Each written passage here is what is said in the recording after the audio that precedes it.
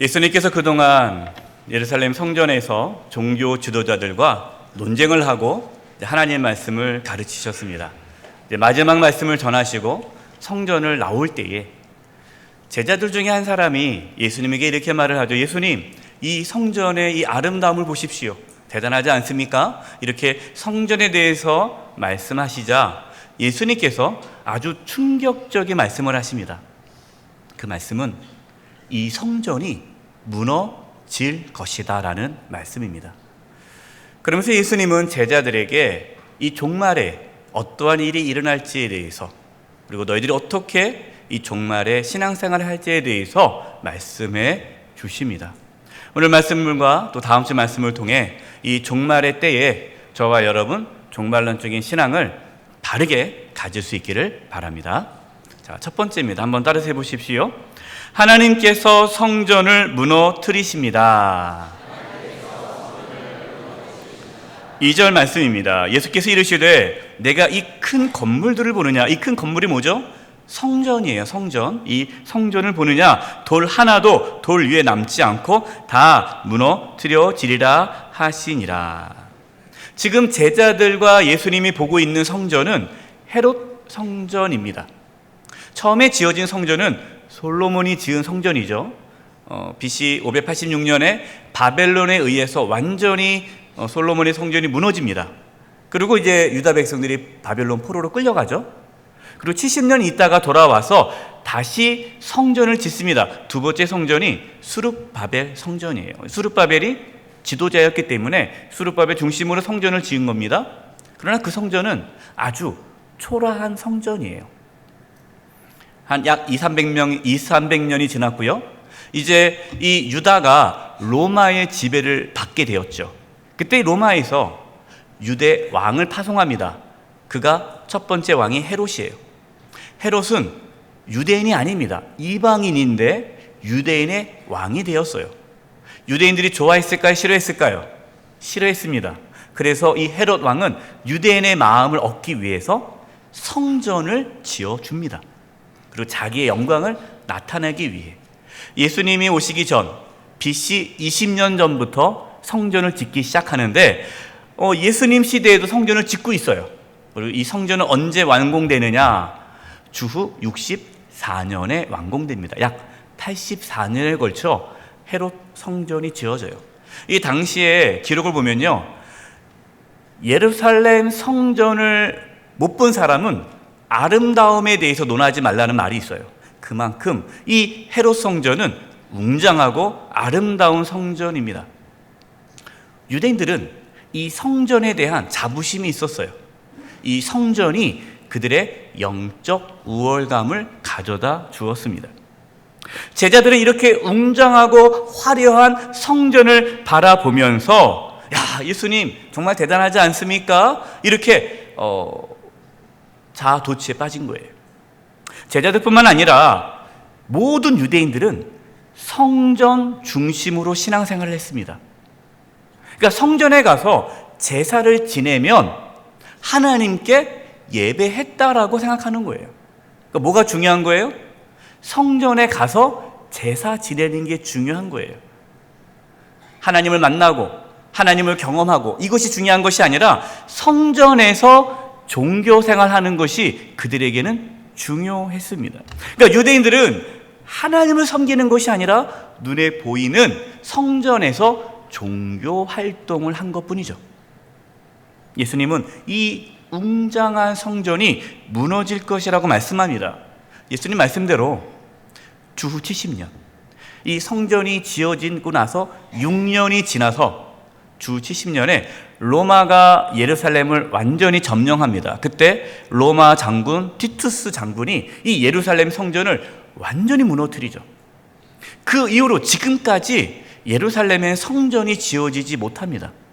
여러분이 성지순례 가면요, 예루살렘에 이렇게 황금 돔이 있어요. 성전이 있는데 그 성전은 하나님의 성전이 아니라 모슬렘 성전이에요.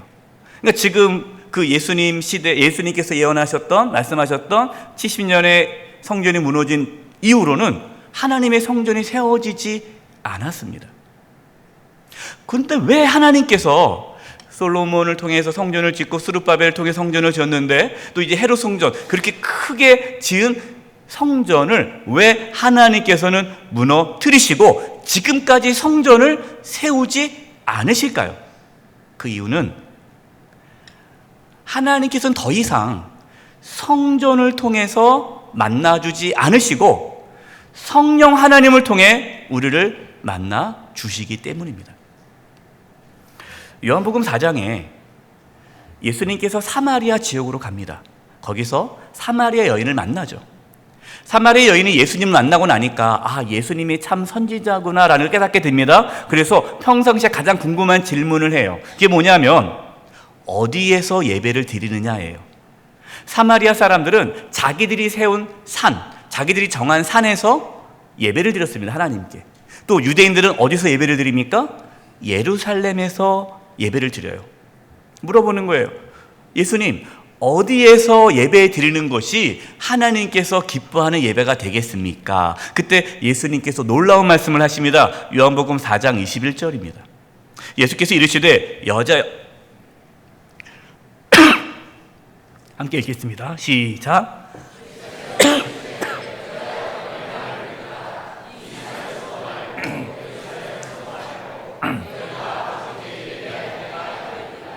너무 놀라운 말씀이라 목이 메어요.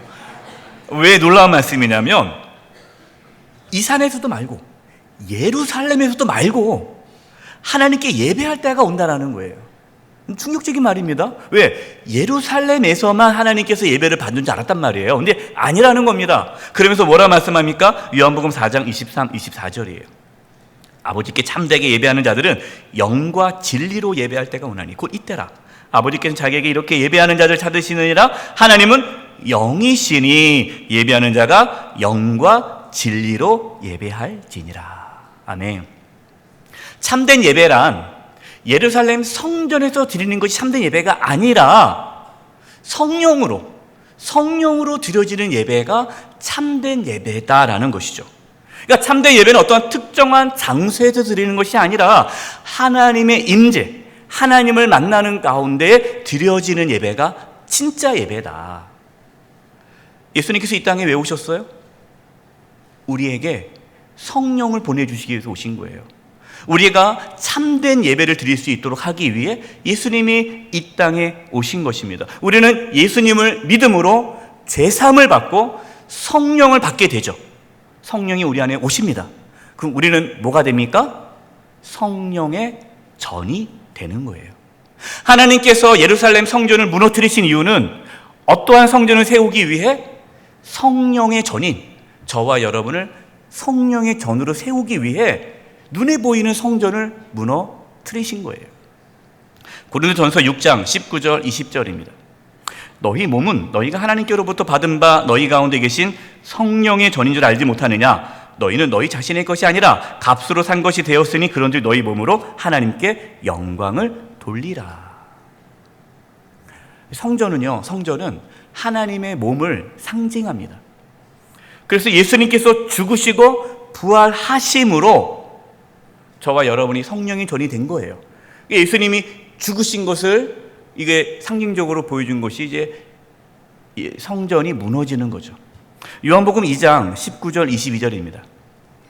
예수께서 대답하여 이르시되 너희가 이 성전을 헐라. 헤롯 성전입니다. 내가 사흘 동안에 일으키리라. 유대인들이 이르되 이 성전을 46년 동안 지었거늘 내가 3일 동안에 일으키겠느냐 하더라. 그러나 예수는 성전된 자기 육체를 가리켜 말씀하신 것이라. 죽은 자 가운데서 살아나신 후에야 제자들이 이 말씀하신 것을 기억하고 성경과 예수께서 하신 말씀을 믿었더라. 여러분, 종말론적인 신앙은 어떤 신앙이냐? 성전 중심의 신앙이 아니라 하나님의 임재를 경험하고 성령 안에서 성령의 전으로 살아가는 신앙이 종말론적인 신앙이에요. 어떤 분들은요, 신앙생활을 성경 중심으로 신앙생활하는 분들이 있어요. 이게 무슨 말이냐? 교회를 성전으로 생각하는 분들이 있어요. 그래서 주일날 이렇게 교회 나와 예배 드리면 나 그것으로서 나는 하나님을 잘 섬기고 있어. 교회만 갔다 오면 자기는 하나님을 섬겼다라고 생각하는 분들이 있어요. 여러분, 그렇지 않다는 거예요. 교회를 다녀도 지금 이 시간 우리가 예배를 드려도 이 예배가 어떤 사람에게는 하나님과 관계없는 예배가 되는 거예요. 왜? 성령이 그 가운데 계시지 않으면 여러분, 이것은 종교예요, 종교. 저는 한국 교회를 보면서 심히 걱정되는 부분이 뭐냐, 교회를 우상화하는 분들이 있어요. 우리 교회. 또 우리 목사님. 여러분, 교회 목사님을 우상화하지 마세요. 우리 교회는 그럴 염려가 없어서 감사한데, 이게 저를 우상화하면 안 돼요.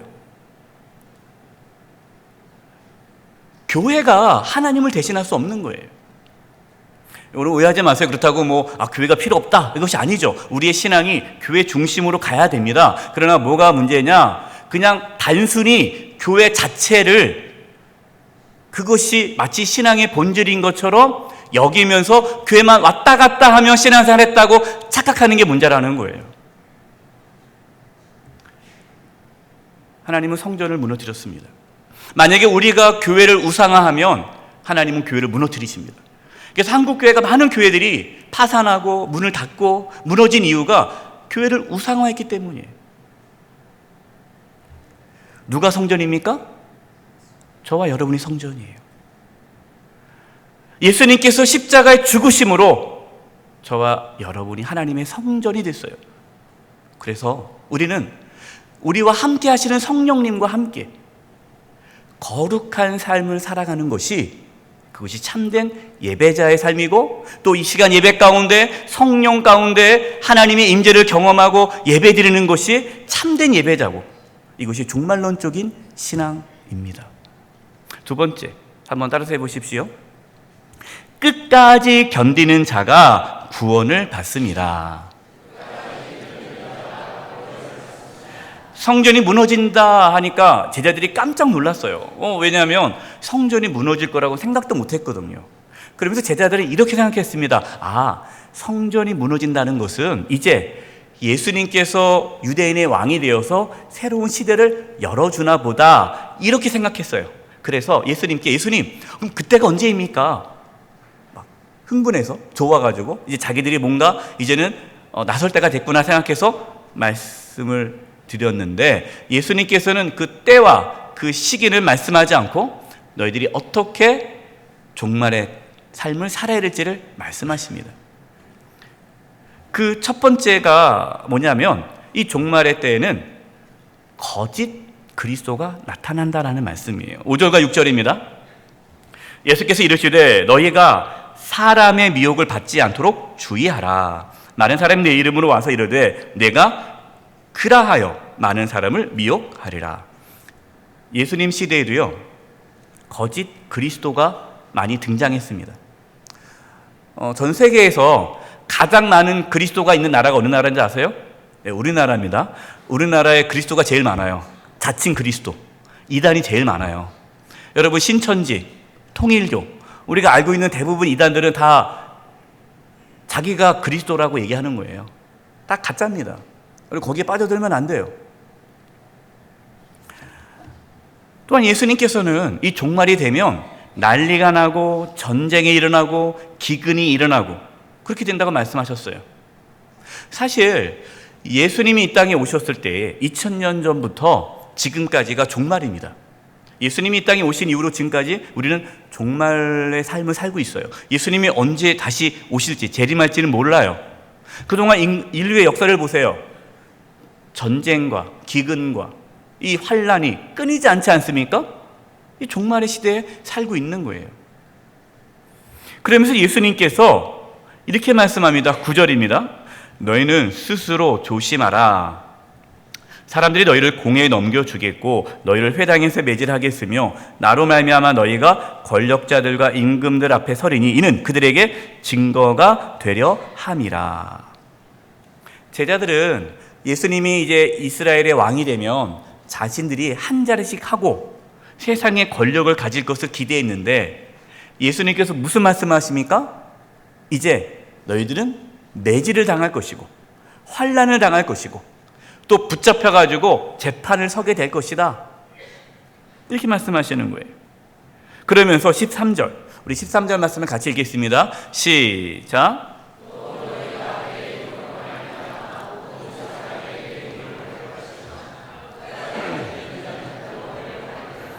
끝까지 견디는 자는 구원을 얻게 될 것이다. 그러니까 종말론적인 신앙이 뭐냐? 여러분, 종말론적인 신앙은요, 끝까지 믿음을 지키는 것이 종말론적인 신앙이에요. 예수님은 너희들이 나를 따랐으니까 이제는 고생 끝, 이제는 행복 시작이다, 이렇게 말씀하지 않으셨어요. 너희들에게 환난이 있을 것이다, 매질이 있을 것이다, 고통이 있을 것이다. 그러나 끝까지 그 믿음을 지키는 자는 구원을 얻게 될 것이다 라고 말씀합니다. 디모데후서 3장 12절입니다. 무릇 그리스도 예수 안에서 경건하게 살고자 하는 자는 박해를 받으리라. 우리가 이 세상에서요, 믿음으로 살아가면요, 박해를 받을 수밖에 없어요. 그러나 내가 박해를 받는 한이 있어도 내가 믿음으로 살아가는 것이, 이것이 종말론적인 신앙이에요. 기복신앙은 뭡니까? 기복신앙은 고난을 원치 않아요. 그냥 이 땅에서 성공하고 잘 사는 게 목적이에요. 그러나 우리는 기복신앙이 아니죠. 우리는 종말론적인 신앙입니다. 그것은 뭐냐? 주님 오시는 그날까지 믿음을 지키는 거예요. 때로 그 믿음을 지키기 위해 우리에게 어떠한 환난과 어려움이 와도 끝까지 견디는 것, 인내하는 것. 여러분, 이것이 종말론적인 신앙이에요. 사도행전 14장 22절입니다. 제자들의 마음을 굳게 하여 이 믿음에 머물러 있으라 권하고, 또 우리가 하나님의 나라에 들어가려면, 우리가 천국에 들어가려면 많은 환난을 겪어야 할 것이라 하고, 바울이 이제 1차 전도 여행을 합니다. 1차 전도 여행을 할 때에 복음을 전하죠. 거기서 예수님을 믿는 자들이 생겼고 제자를 세웠고 교회를 세웠어요. 그러면서 이제 그 제자들에게 이렇게 말씀을 전하는 거예요. 우리가 하나님의 나라에 들어가려면, 우리가 천국에 들어가려면 많은 환난을 겪어야 한다. 그러니까 바울은 전도할 때 예수님 믿으세요. 예수님 믿으면 사업이 잘 돼요. 병이 나요. 뭐 일이 잘 될 겁니다. 예수 믿고 복 받으세요. 그렇게 복음을 전하지 않았어요. 부활하신 예수님께서 우리의 주님이 되시는데, 그가 우리를 위해서 십자가에서 죽으시고 부활하셨는데, 그 예수님을 믿고 따른다면 우리도 예수님처럼 고난을 받게 될 것이다. 그러나 우리가 그 고난 가운데 끝까지 견디면 우리에겐 하나님의 나라가 임하게 될 것이다. 여러분, 이것이 종말론적인 신앙이에요. 베드로전서 2장 20에서 21절입니다. 죄가 있어 매를 맞고 참으며 무슨 칭찬이 있으리요. 그러나 선을 행함으로 고난을 받고 참으면 이는 하나님 앞에 아름다우니라. 이를 위하여 너희가 부르심을 받았으니, 무엇을 위하여 부르심을 받았어요? 고난을 참고 하나님 앞에 믿음으로 살도록 하기 위해 부르심을 받았으니, 그리스도도 너희를 위하여 고난을 받으사 너희에게 본을 끼쳐 그 자치를 따라오게 하려 하셨느니라.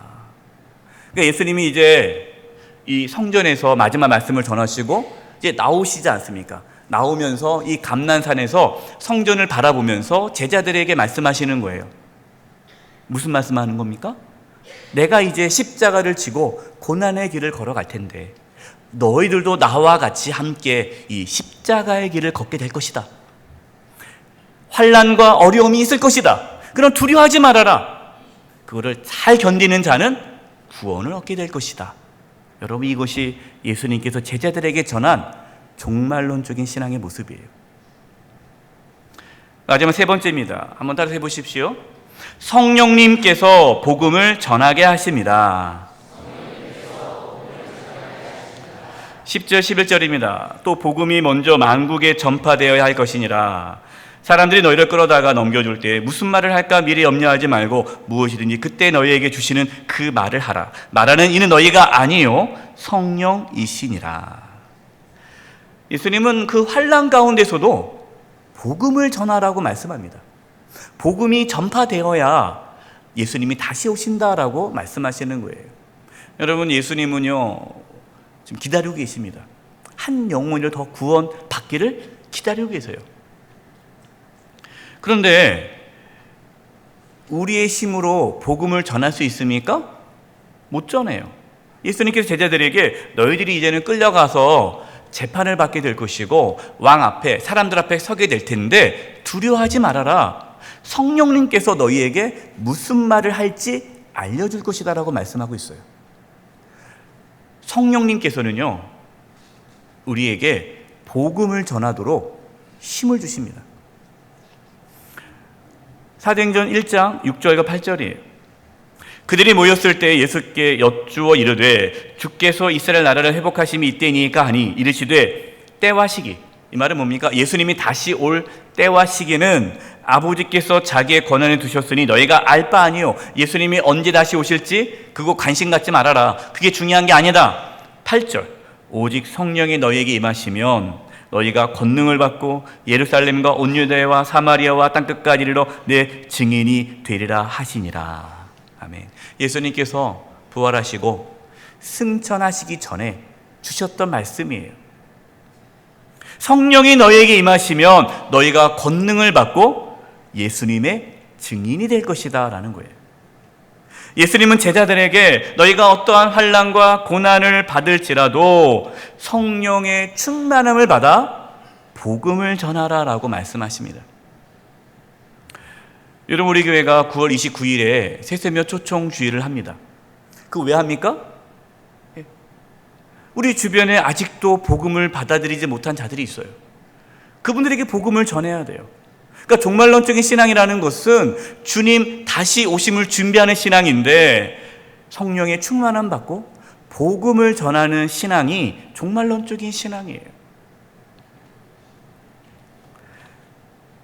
우리의 힘으로 복음을 전할 수 없습니다. 여러분, 기도하십시오. 하나님, 내가 이번 9월 29일 세세면 초청 주일에 누구를 초청하기를 원하십니까? 기도하시기 바라요.